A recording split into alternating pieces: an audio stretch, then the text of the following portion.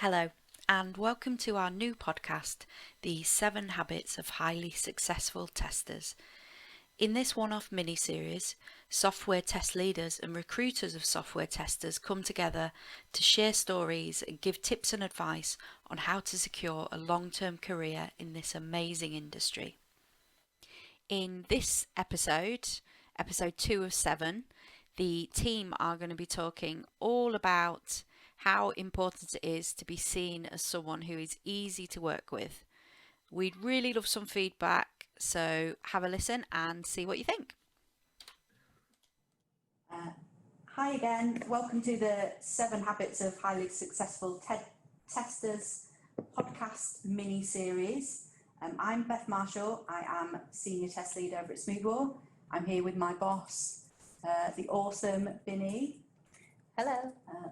I'm here with some lovely people from Corecom Recruitment. We've got Sam Finnegan,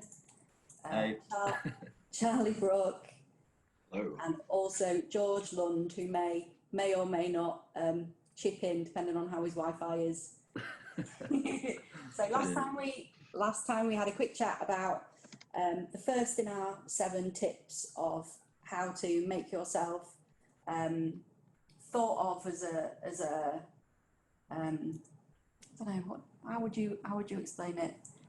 The excellent people that we've worked for in the past or worked with, some of the traits that they've had.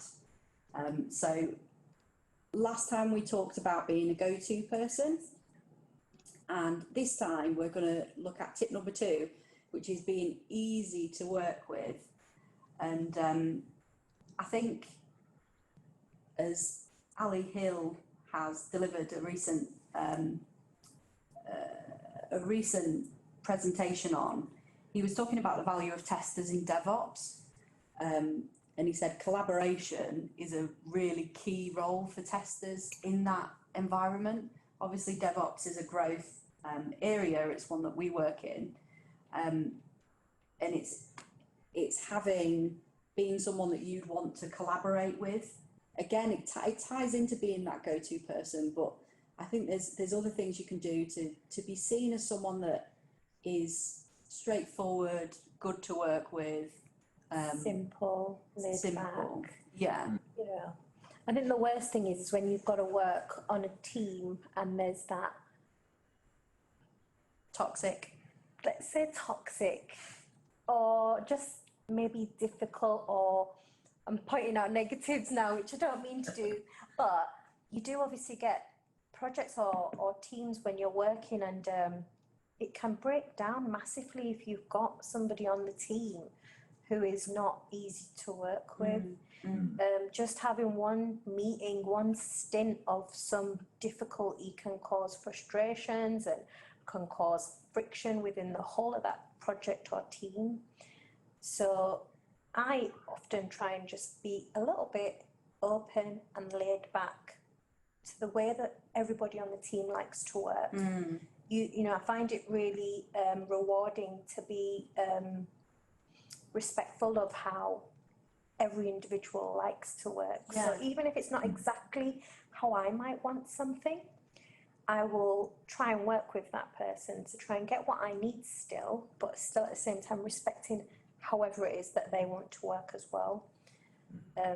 So I think if you do that, you can avoid having friction, which in turn then causes into bad projects and things like that. And yeah, you definitely need to be easy going when you want to have conversations, because I've had scenarios where, you know, people just don't even want to talk. You know, you get some people who just find like the conversation, I don't want to conversate, I just want to get on with it. But, you know, you're working in a team, you kind of need to conversate a lot. As you said, like collaboration is proper key these days. So yeah, try not to do that. That's the tip, just don't do it. To be fair, I think just sort of tying into that, so especially with teams, I really do see the value in just not being difficult to work with.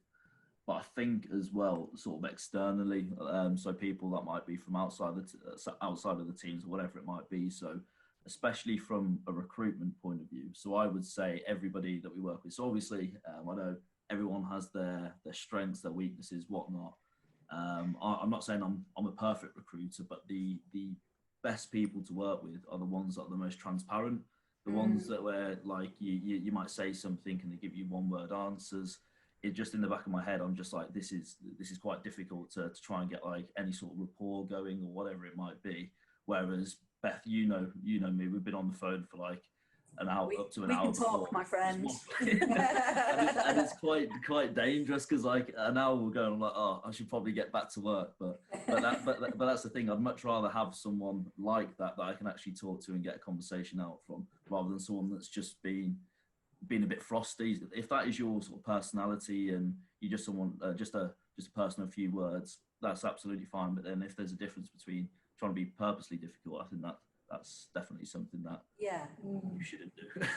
Yeah, and it's not to say like I don't want to advocate you should only employ people that have this personality type, and you should employ people that are just like yourself, because we know that having a diverse workforce is more effective, and having different people that want to work in different ways. But regardless of the ways that you like to work, I think if you genuinely care about the people that you work with and try and help the people that you work with, you know, that's not dictated by your personality type. If you're someone that just asks people how they are and how they've been doing, like, and people that don't say no that often, and they say yes all the time, like, you're happy to come to someone with an idea because you know you'll get an honest answer from them, but you know they're happy to help.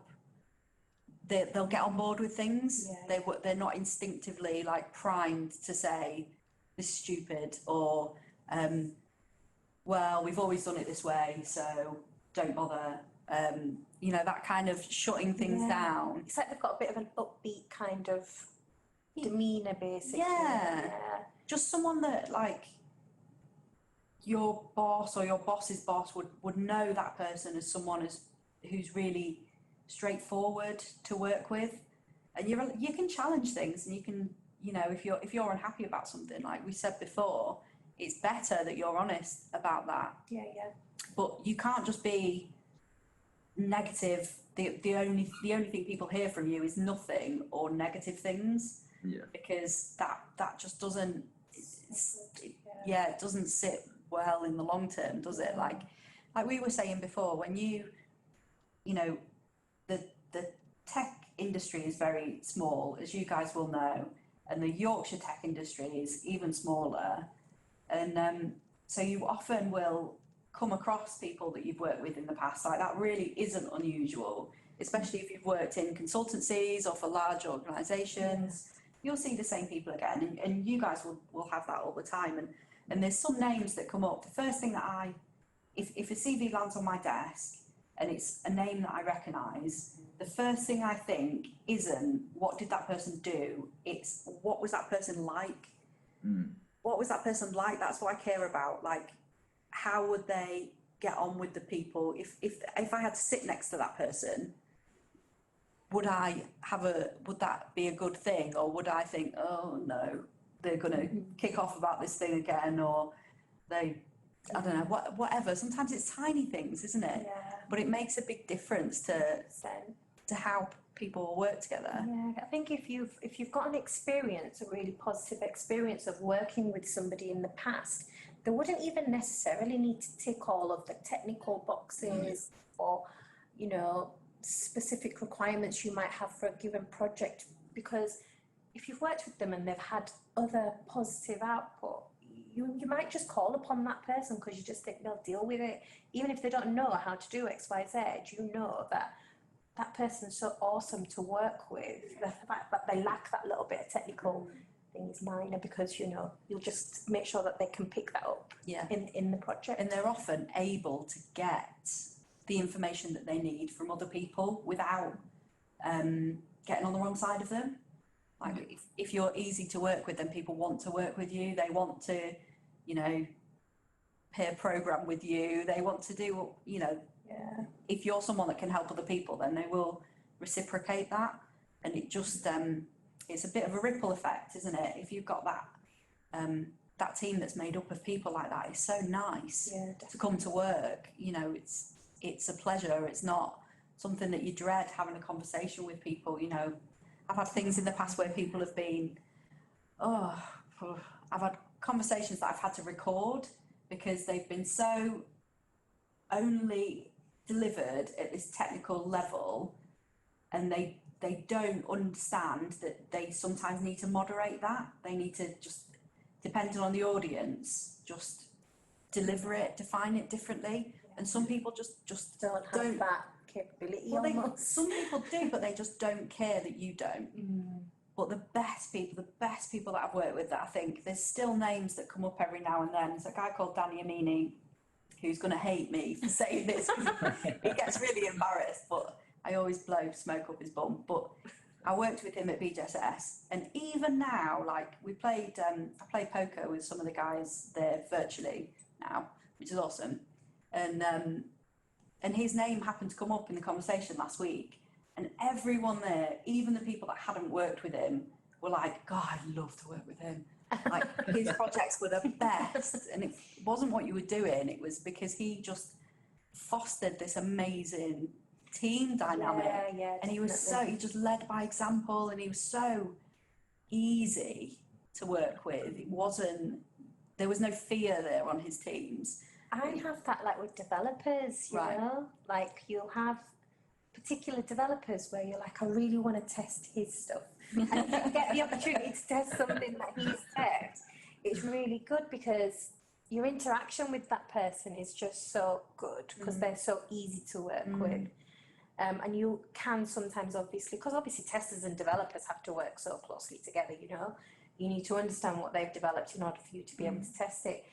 And sometimes having that communication with a developer can be difficult, maybe like in your example there where I think we both know somebody who's a bit super technical. Everyone's worked with that type. That type. But super technical when they try and explain something to you in regards to what they've developed, but you kind of just need a bit more context behind it. So that person becomes a bit more challenging to work with, whereas you come across another developer who's well aware, you just need all the context and how to deliver all the information, and it just causes for a bit more of a positive experience. Definitely. Yeah. You've made it to the end of the 7 Habits of Highly Successful Testers podcast. Thank you for listening. We hope you enjoyed it, and we're looking forward to bringing you more of the 7 Habits soon. Till next time, goodbye.